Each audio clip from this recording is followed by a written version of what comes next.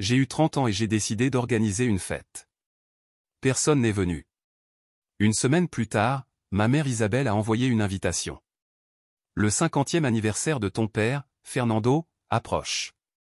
Ce sera à l'hôtel Miraflore. Une soirée inoubliable. Le coût est de 1800 € par personne. Veuillez m'envoyer un bisome avant vendredi. Je vous aime tous. Pas une excuse, juste une facture. J'ai ouvert Bisome, envoyé 1 € et ajouté une note, félicitations. Puis j'ai changé les serrures de mon appartement, bloqué tous les numéros. 2 jours plus tard, ma sœur Camilla a tenté d'accéder au compte joint bloqué.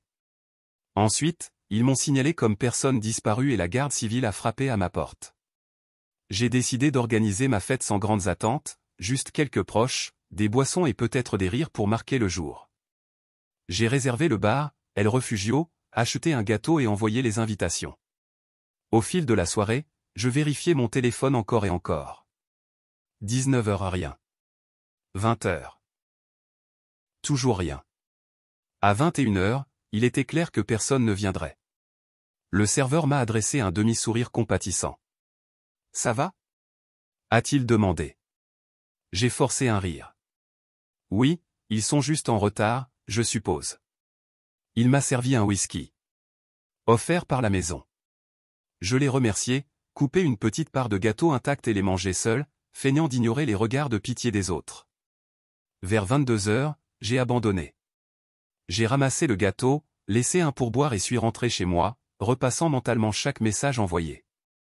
Ai-je fait quelque chose de mal? Y avait-il une blague que je n'avais pas comprise?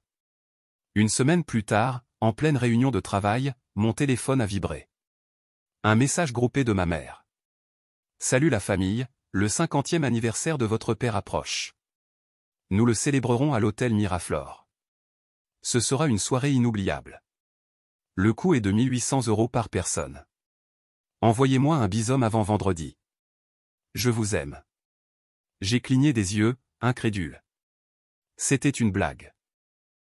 Pas une mention de mon anniversaire, pas une excuse pour la fête qu'ils avaient ignorée, juste une demande d'argent. Puis ma sœur Camilla a répondu, j'ai envoyé l'argent, maman.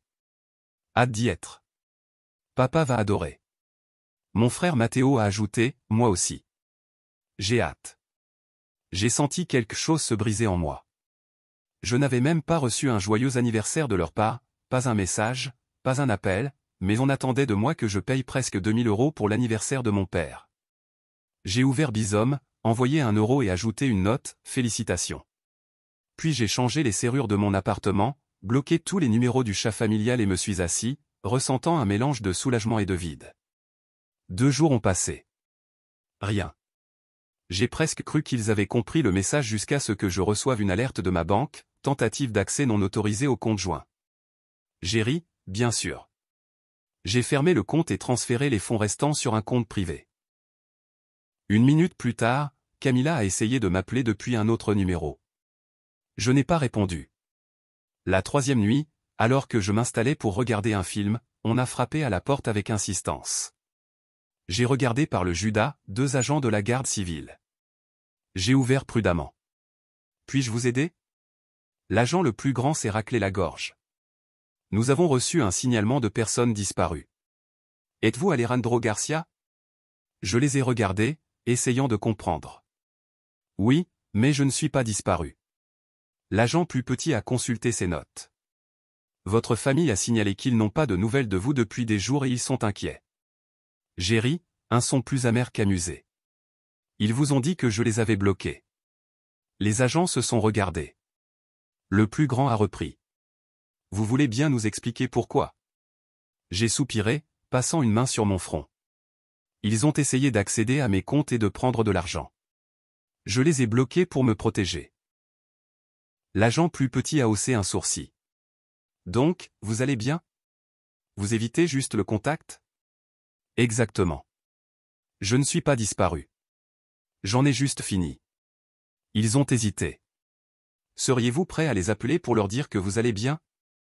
Ça clarifierait les choses. J'y ai pensé une seconde, puis j'ai secoué la tête. Non, s'ils continuent à me harceler, je demanderai une ordonnance restrictive. Les agents ont hoché la tête, visiblement soulagé de ne pas gérer une vraie urgence. Compris. Prévenez-nous si la situation s'aggrave.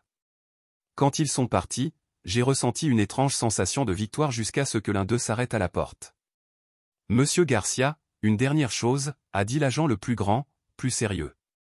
Si votre famille ne peut pas vous contacter, il pourrait aller plus loin. J'ai froncé les sourcils. Que voulez-vous dire? Les gens peuvent faire des choses désespérées quand ils se sentent isolés. S'ils continuent d'appeler ou d'essayer autre chose, soyez prêts. Ils sont partis, et je suis resté figé devant la porte. Ce n'était pas fini. Ça ne faisait que commencer. Une voiture s'est arrêtée derrière, celle de mon père, Fernando. Il est descendu, avec cette expression de patriarche déçu que je connaissais trop bien, Alejandro. Sa voix était basse, chargée d'une fausse déception. Qu'est-ce que tu fais? Pourquoi agis-tu ainsi? J'agis comme quelqu'un qui en a marre d'être utilisé.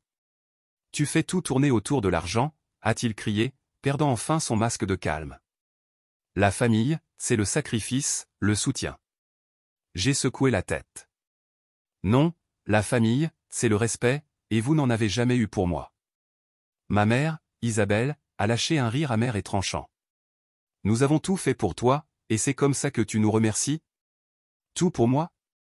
Tu veux dire me laisser payer votre maison, vos vacances, le mariage de Camila, l'université de Matteo? Ou comment vous ne vous êtes même pas donné la peine de venir à mon anniversaire? Ton anniversaire, a ricané Fernando. Tu as 30 ans. Grandis. Oui, grandir, c'est continuer à payer vos factures, non? Eh bien, c'est fini.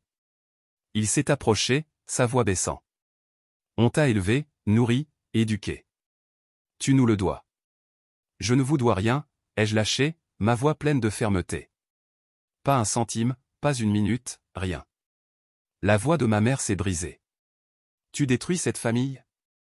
Non, je m'empêche d'être détruit par vous. Soudain, une autre voiture s'est arrêtée. Ma sœur Camila en est sortie, furieuse. Tu es content maintenant? Maman pleure depuis ce matin. La tension de papa est au plafond. Épargne-moi le drame, Camila, ai-je lâché, croisant les bras. C'est ce que vous faites toujours. Vous jouez les victimes dès que je cesse de vous donner ce que vous voulez. Tu es tellement égoïste, a-t-elle craché. Tu te crois toujours meilleur que nous. Non, j'ai juste enfin compris que je mérite mieux que ça. Parfait. Va être seule, alors, a-t-elle crié, se tournant vers mes parents. Partons. Qu'ils pourrissent. Mais avant de monter dans les voitures, ma mère s'est retournée une dernière fois, le visage tordu de colère. Un jour, tu comprendras, Alejandro. Tu reviendras en rampant, en implorant le pardon. J'ai souri. Ne comptez pas là-dessus. Ils sont partis, les pneus crissant, et le silence qui a suivi était comme un ciel clair et froid après une tempête. Je me suis appuyé contre la porte, le pouls battant. Puis, mon téléphone a vibré. Je l'ai presque ignoré jusqu'à ce que je voie la notification. Tentative d'accès non autorisée à votre compte bancaire. Mon cœur s'est arrêté une seconde. Ils essayaient de pirater mon compte. Une autre notification.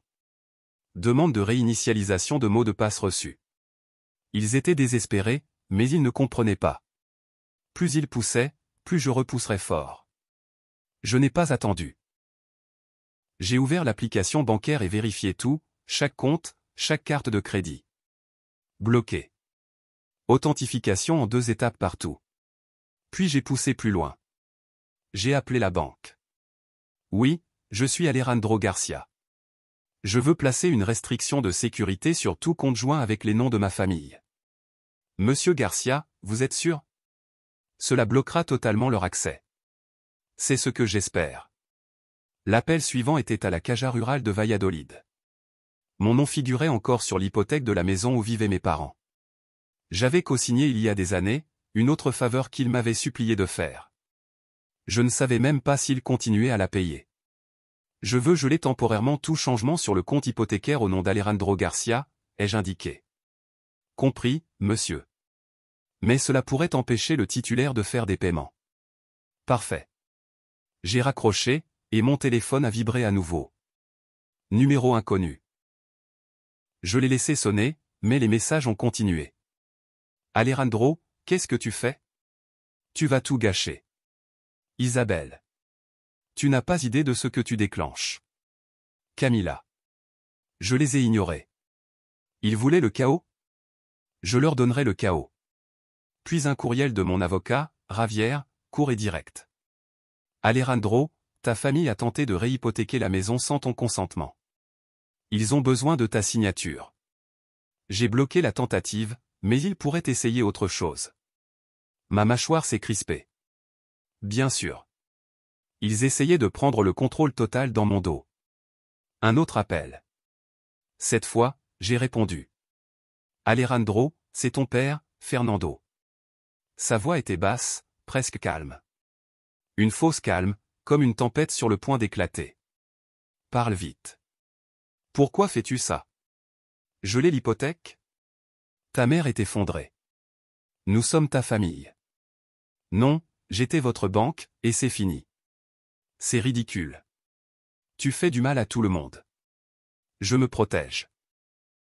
J'ai vu la tentative de réhypothéquer la maison. Je sais ce que vous essayez de faire. Silence. Puis un soupir. On essayait de réparer les choses. Alejandro, c'est toi qui rends tout impossible. Réparer les choses ou juste prendre tout ce que vous pouvez pendant que vous en avez l'occasion? Tu es un fardeau. J'ai raccroché. Mes mains tremblaient, mais ce n'était pas de la peur, c'était de la rage. Ils pensaient pouvoir continuer à m'utiliser, à m'épuiser, puis à me jeter. Non, plus jamais. J'ai appelé Javier. Javier, je veux vendre ma part de la maison. Je veux que ça aille vite. Alejandro, ça les forcera à racheter ta part ou à vendre la maison. Parfait. En 1 heure, il m'a envoyé la documentation. Le message était clair, soit il me payait ma part, soit il perdait la maison. Un autre message a illuminé mon téléphone. Tu veux vraiment faire ça, Alejandro? Camilla. Tu vas tout détruire. Maman pleure toute la journée. J'ai répondu. Je ne détruis rien, je récupère juste ce qui est à moi. Silence pendant 1 heure, puis un nouveau message. Bien, tu veux la guerre? Tu l'auras. J'ai ri. Ils étaient si sûrs de pouvoir m'effrayer, mais j'avais plus de munitions. J'ai ouvert mon courriel et rédigé un nouveau message. Objet, audit financier. Dépenses familiales. Corps, cher Javier, je veux que vous prépariez un audit complet de toutes les dépenses que j'ai couvertes pour ma famille ces 5 dernières années. Paiements hypothécaires, prêts, dettes de carte de crédit, frais de scolarité, tout. Je veux un détail avec les dates et les montants. J'ai appuyé sur envoyer. Ils voulaient voir ce que j'avais fait pour eux. Parfait. Je leur montrerai en chiffres froids et durs. Mais je n'avais pas fini. J'ai parcouru mes messages, captures d'écran et relevés bancaires, rassemblant chaque preuve de leur manipulation, leurs supplications pour de l'argent, leurs insultes. Ils pensaient que j'étais faible, que je craquerais, mais ils allaient apprendre ce que signifiait vraiment le désespoir. Un autre coup fort et insistant à la porte. J'ai regardé par le Judas, Camilla et mon père, Fernando, leurs visages déformés par la colère. Alejandro, ouvre cette porte, a crié Fernando, sa voix étouffée mais furieuse. Dégagez, ai-je crié de l'intérieur. Il faut qu'on parle, a hurlé Camilla. Tu ne peux pas faire ça. Je l'ai déjà fait. Tu crois que tu peux nous ruiner et t'en sortir comme ça? Fernando a frappé la porte plus fort. Tu te crois si malin? Je suis plus malin que vous ne le pensiez, ai-je répondu avec une froideur que je ne reconnaissais même pas en moi. Maintenant, sortez de ma propriété avant que j'appelle la garde civile. Silence. Un silence lourd et dense. Puis la voix de Camilla, basse et tranchante. Tu verras ce qui se passe ensuite. Ils sont partis, et je les ai observés par la fenêtre, discutant près de leur voiture, pointant vers mon appartement. Un autre message est apparu sur mon téléphone. Ça ne finira bien pour personne. J'ai souri. Ils n'avaient aucune idée de ce qu'ils avaient déclenché. Pour la première fois en années, j'étais libre, sans appel, sans message, sans chantages émotionnels déguisés en soutien familial. Silence. J'ai rempli mes journées de travail, rattrapant enfin les projets que j'avais négligés. Je suis retourné à la salle de sport. J'ai repris contact avec quelques amis, ceux qui n'avaient pas disparu au premier signe de problème. Mais le silence ne durait jamais. Tout a commencé avec un courriel de mon avocat, Ravière. Ma part de la maison avait été vendue, mais ce n'était pas aussi simple que je le pensais. La maison n'était même pas entièrement à eux. Elle avait encore une lourde hypothèque, et comme j'avais co-signé cette hypothèque, ils ne pouvaient pas la vendre sans ma signature. Mais au lieu de me demander de l'aide, ils ont tenté de la réhypothéquer sans que je le sache. J'ai bloqué cette tentative. Ils n'avaient donc qu'une option, vendre la maison, liquider l'hypothèque et me rembourser ma part. Mais ça ne suffisait pas. Même en vendant la maison, ça ne couvrirait que l'hypothèque et une petite partie de ce qu'ils me devaient. J'ai reçu l'audit financier que j'avais demandé, chaque centime que j'avais payé pour eux au fil des années. Paiements hypothécaires, 78 000 euros. Prêt auto pour Fernando, 15 000 euros. Mariage de Camilla, 22 000 euros.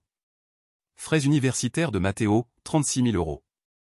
Soutien familial d'urgence, 51 000 euros. Total, 202 000 euros. Presque un quart de million, et ça n'incluait même pas l'argent que j'avais perdu en essayant de leur faire plaisir. J'ai envoyé l'audit au groupe familial WhatsApp avec un seul message. Je veux tout, chaque centime. Et c'est là que le chaos a commencé. D'abord, un appel de mon père. Tu es fou? On est ta famille. Vous avez cessé d'être ma famille le jour où vous m'avez traité comme un distributeur de billets. D'où veux-tu qu'on sorte cet argent? Débrouillez-vous. Vendez la maison, vendez les voitures, je m'en fiche. Vous me le devez. Tu vas nous détruire, Alejandro. Non, je récupère juste ce qui est à moi. Puis, un message de Camilla. Tu es tellement égoïste, tu sais? Maman pleure. Papa a l'air de mourir. Tu es fier de toi? Paye, Camilla, ou ne paye pas. Mais moi, j'ai fini. Ensuite, un appel de ma mère, Isabelle, la voix tremblante de désespoir. Alejandro, s'il te plaît, on ne peut pas juste te donner 202 000 euros. On ne les a pas. Alors vendez tout ou commencez à travailler pour une fois. On t'a élevé, on t'a tout donné. Non, j'ai payé pour tout, et maintenant c'est à vous de payer. Les jours sont devenus des semaines. Ravière me tenait informé. Ils ont mis la maison en vente, une vente rapide, mais le marché était lent. Le prix ne suffisait pas pour couvrir l'hypothèque et ma demande. Alors ils ont vendu les voitures. D'abord l'Audi de Fernando, puis la berline d'Isabelle, et enfin même la voiture de Camilla, celle que je l'avais aidé à acheter. Mais ça ne suffisait toujours pas. Je pensais qu'ils abandonneraient, mais non. Ils se sont tournés vers la famille, suppliant pour des prêts, déformant leur version de l'histoire. Alejandro nous a trahis. Alejandro ruine nos vies. Certains cousins ont refusé, d'autres ont prêté de petites sommes par pitié, mais ça ne suffisait pas. Enfin, un appel de Fernando. Sa voix était rauque, presque méconnaissable. Alejandro, on a vendu la maison, les voitures, même les bijoux de maman, et on n'a toujours pas assez. Alors continuez à vendre. Je veux chaque centime. Silence. Puis un rire brisé. Tu sais, tu nous tues. Non, vous vous êtes tué le jour où vous avez décidé que j'étais juste un compte bancaire. 2 jours plus tard, le virement est arrivé. 202 000 euros, chaque centime. J'ai regardé le montant, ressenti une vague de satisfaction, mais aussi un vide glacial. J'avais gagné. Mais qu'avais-je vraiment gagné? Puis, un autre message de Camilla. Tu as tout détruit. Maman est en larmes. Papa ne parle plus. On n'a plus rien. Tu es content maintenant? Oui, mais ils n'avaient pas fini. Ils ont tenté une dernière chose. Un autre message de ma mère, Isabelle. Alejandro, il faut qu'on parle. Tu ne peux pas abandonner ta famille comme ça. Je n'ai abandonné personne, j'ai juste repris ce qui est à moi. La famille, ce n'est pas une question d'argent, Alejandro. Non, mais pour vous, si. Et maintenant, c'est fini. J'ai bloqué son numéro, celui de Fernando, celui de Camilla. Puis je suis allé dans le groupe familial WhatsApp, j'ai fait défiler jusqu'en haut et j'ai appuyé sur quitter le groupe. Pendant un moment, il y a eu une paix tordue. Silence. Un vrai silence. Mais pas pour eux. J'ai reçu un dernier courriel de mon avocat, Ravière. Ils avaient été expulsés de la maison. Ils ne pouvaient pas payer le loyer. Ils n'ont pas obtenu de nouveaux prêts sans domicile. Brisé. La famille qui m'avait autrefois utilisé pour vivre confortablement était maintenant détruite, et je n'ai rien ressenti. Ni culpabilité, ni pitié, juste la liberté. Pour la première fois en année, je n'étais le compte bancaire de personne, j'étais juste moi. Les jours se sont transformés en nuits paisibles. Mon téléphone a cessé de sonner. Mes pensées ont cessé de s'emballer. Je n'attendais plus la prochaine demande, je vivais simplement. Ça faisait des années que je n'étais pas allé au bowling. Mais ce soir-là, quand mes collègues ont proposé d'y aller, je n'ai pas hésité. La vie était devenue calme, paisible, libre. Sans appels désespérés, sans chantages émotionnels, juste la paix. Alejandro, c'est ton tour, a crié quelqu'un. J'ai saisi le poids familier de la boule de bowling. Les lumières néons dansaient sur les pistes polies. Je me suis aligné, j'ai respiré et j'ai lancé « Strike ». Wow, Garcia, t'es un pro, a ri un collègue en me tapant dans le dos. J'ai souri sincèrement, mais alors je l'ai vu. 2 pistes plus loin. Un homme voûté, les cheveux grisonnants, luttant avec une boule qui déviait dans la gouttière. Il se frottait le visage, semblant plus vieux, plus petit, mais je l'ai reconnu instantanément. Mon père, Fernando. Ma poitrine s'est serrée. J'ai pensé à partir, faire comme si je ne l'avais pas vu, mais il a levé les yeux. Nos regards se sont croisés, surprise, honte, puis quelque chose d'autre, du regret. Il a hésité, puis s'est approché. Ses pas étaient lents, incertains. Alejandro, je ne pensais pas te voir ici. Moi non plus, je ne pensais pas que tu voudrais me voir. Il a regardé la piste vide à côté de lui. Tu jouerais une partie? J'aurais pu dire non, mais je ne l'ai pas fait. J'ai hoché la tête. On a joué en silence. Mes streaks, ses échecs. Chaque lancer était comme un rappel de la distance entre nous. Tout est parti, tu sais, a-t-il murmuré. La maison, les voitures. Ta mère vit avec Camila. On a tout perdu. Je sais. Je pensais qu'on s'en sortirait. Je pensais que tu serais toujours là, parce que je t'utilisais. Je l'ai fait, a-t-il chuchoté, sa voix se brisant. Et je suis désolé. Je t'ai manqué. Je nous ai tous manqué. Un rire amer m'a échappé. Tu crois qu'une excuse change quelque chose? Non, mais j'ai besoin que tu saches. Je n'ai jamais été fort. Pas comme toi. Je faisais semblant. Je me cachais derrière toi. Ces mots flottaient entre nous, crus et lourds. J'ai passé des années à essayer d'être assez bien pour toi, ai-je dit, la voix basse. Mais je n'ai jamais été plus que ton compte bancaire. Je sais. Son regard est tombé. J'étais jaloux. Mon propre fils, meilleur que moi. Et j'ai essayé de te prendre tout ce que tu avais. Une vague de colère m'a envahi, mais elle s'est dissipée. En le voyant, pas comme la figure imposante de mon enfance, mais juste un homme petit, vaincu. Pourquoi me dis-tu ça maintenant? Parce que je n'ai plus rien derrière quoi me cacher. Et parce que je suis fier de toi, Alejandro. J'aurais toujours dû l'être. Silence. Le fracas des quilles emplissait l'air. Je me suis dirigé vers la piste. J'ai lancé une autre boule, un autre strike. Le grondement des quilles semblait une libération. Je ne reviendrai pas, ai-je dit doucement. Je sais, a-t-il hésité. Puis il a tendu une main tremblante. Pendant un moment, je n'ai pas bougé, mais ensuite, lentement, je l'ai serré. Sa poigne était faible, mais réelle. Je me suis retourné pour partir, les lumières néons clignotant autour de moi, le bruit des quilles s'estompant. Je n'ai pas regardé en arrière. Dehors, l'air de la nuit était frais. La ville était vivante. J'ai respiré profondément, sentant un poids se lever de mes épaules. Pour la première fois, je n'étais pas en colère, pas piégé, juste libre.